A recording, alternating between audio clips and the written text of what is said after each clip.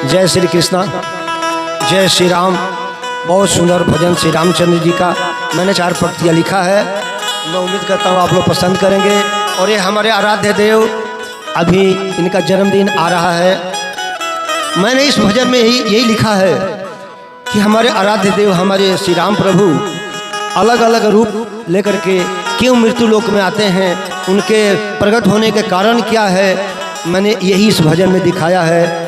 तो आइए ये रामनवमी स्पेशल भजन जरूर सुनिए। जय श्री राम। राम राम राम राजा राम राम राम राजा राम राम राम राजा राम राम राम राम राम राजा राम राम राम राजा राम राम राम सीता राम राम राम।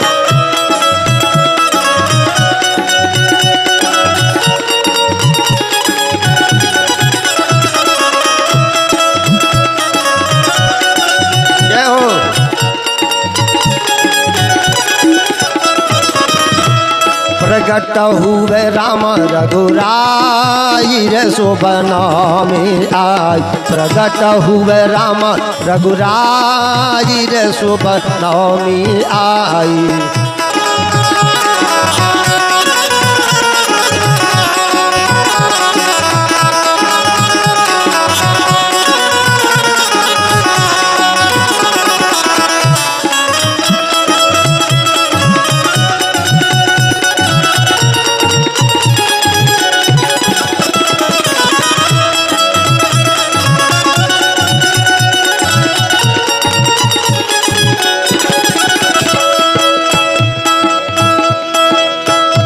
जब संकट धर्म पर आई,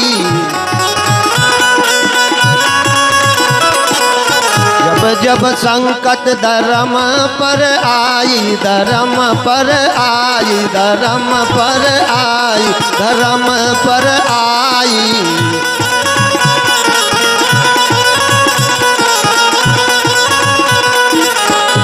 जब संकट धर्म पर आई, तब भिन्न भिन्न रूप बनाई।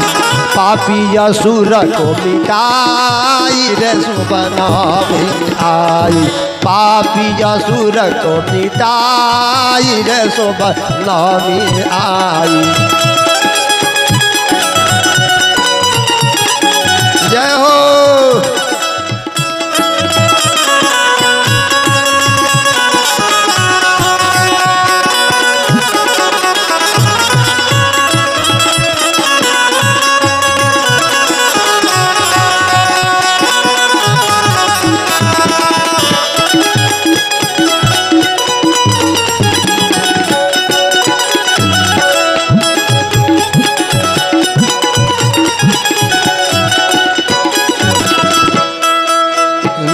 तिथि मधुमास पावन,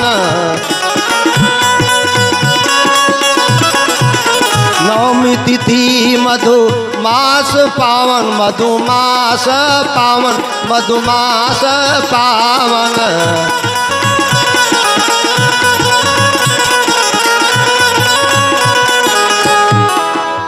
नवमी तिथि मधुमास पावन, शुक्ल पक्ष अभिजित मन भावन, शुक्ल पक्ष अभिजित मन भावन।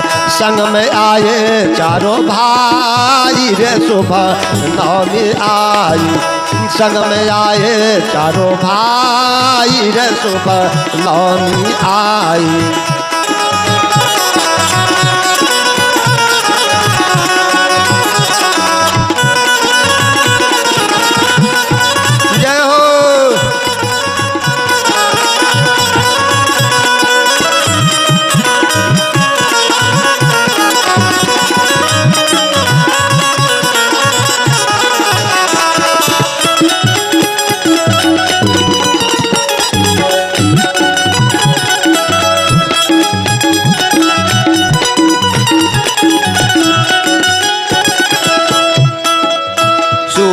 वंश के सूर्य उदय हुए, सूर्य वंश के सूर्य उदय हुए।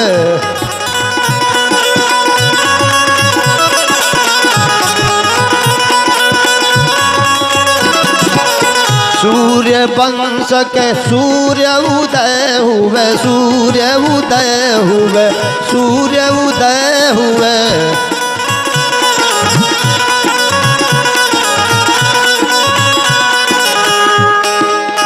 सूर्य वंश के सूर्य उदय हुए, तीनों मात के गोद भर गए। राम रतन धन पाई रे सुबह नवमी आई। राम रतन धन पाई रे सुबह नवमी आई।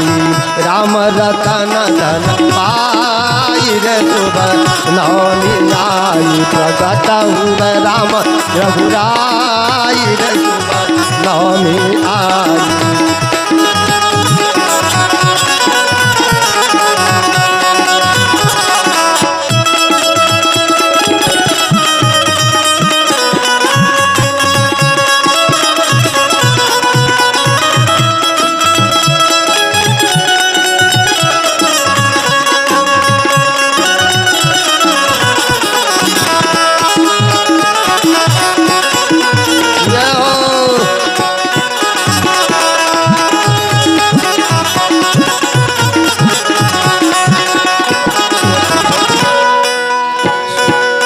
सुन तब जन्म दशरथ उदिताय।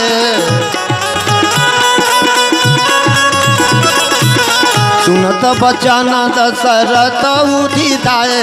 दशरथ उदिताय, दशरथ उदिताय।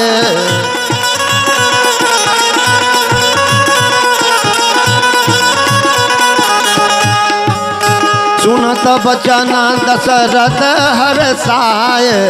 सुनत जन्म दशरथ हर्षाय। देवगण गण चढ़ी फूल बरसाय। देव गगन चढ़ी फूल बरसाय। सारे नगरी में बाज बधाई रे सुबह नवमी आई। सारी नगरी में बाज बधाई रे सुबह नवमी आई।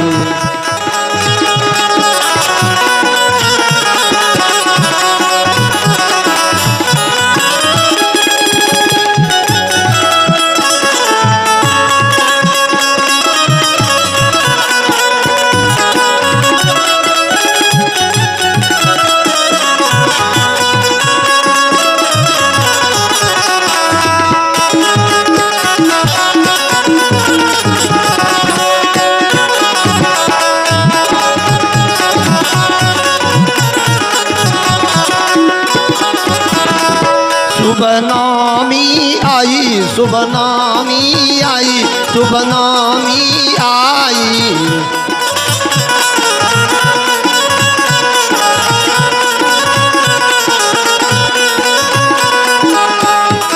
प्रगट हुए राम रघुराई रे शुभ नवमी आई। प्रगट हुए राम रघुराई रे शुभ नवमी आई। प्रगट हुए राम रघुराई रे शुभ नवमी आई। प्रगट हुए राम रघुराई रे शुभ नवमी आई।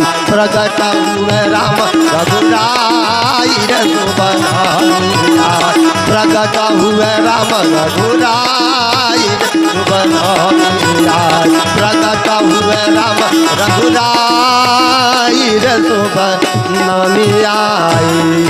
बोलिए सियावर रामचंद्र की जय।